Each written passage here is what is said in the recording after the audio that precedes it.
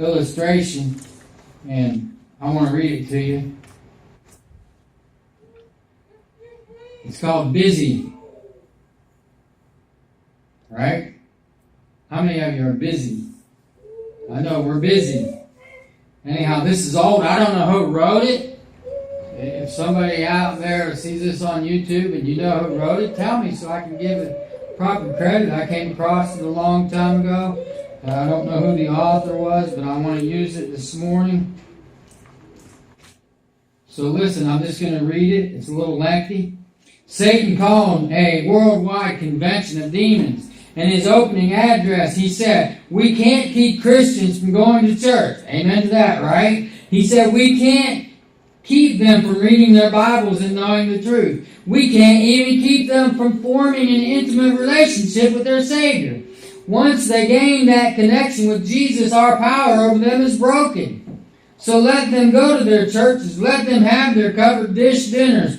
But steal their time so they don't have time to develop a relationship with Jesus Christ.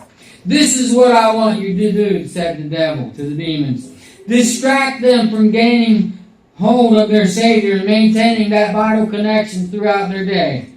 How shall we do this? His demons shouted. Keep them busy in the non-essentials of life. Invent innumerable schemes to occupy their mind. He answered, tempt them to spend, and borrow. Persuade the wives to go to work for long hours, and the husbands too. The husbands to work 6-7 days a week, 10-12 hours a day, so they can afford their empty lifestyles. Keep them from spending time with their children. As their families fragment, soon their homes will offer no escape from the pressures of work.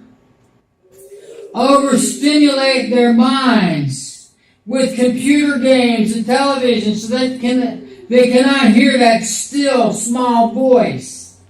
Entice them to play the radio, cassette players. That's what they used to have back then, cassette player. Music.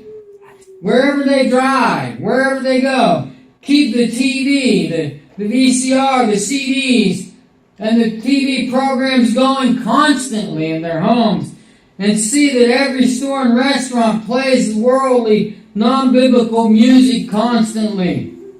This will jam their minds and break that union with Christ. Fill the coffee tables with magazines and newspapers. Pound their minds with news. Fake news, might I add. 24 hours a day. Invade their driving moments with billboards. Flood their mailboxes with junk mail. And Facebook, I'm going to add that one. Mail order catalogs, sweepstakes, and every kind of newsletter and promotional offering. Free products and services and false hope. Keep skinny, beautiful, naked models on the TV. I added the word naked because that's what they do. Magazines and TV, so their husbands will believe that outward beauty is what's important, and they'll become dissatisfied with their wives. Keep their wives too tired to love their husbands at night. Give them headaches too. If they don't love their husbands, let me read that again. If they don't give their husbands the love they need, they will begin to look elsewhere. That will fragment their families quickly. Give them Santa Claus to distract them from teaching their children the real meaning of Christmas and about Christ. Give them an Easter bunny so they won't talk about the resurrection and power over sin and death. Even in their recreation, let them be excessive. Have them to return from the recreation exhausted. Keep them too busy to go out in nature and reflect on God's creation. Send them to the amusement parks, sporting events, plays, concerts, movies instead. Keep them busy.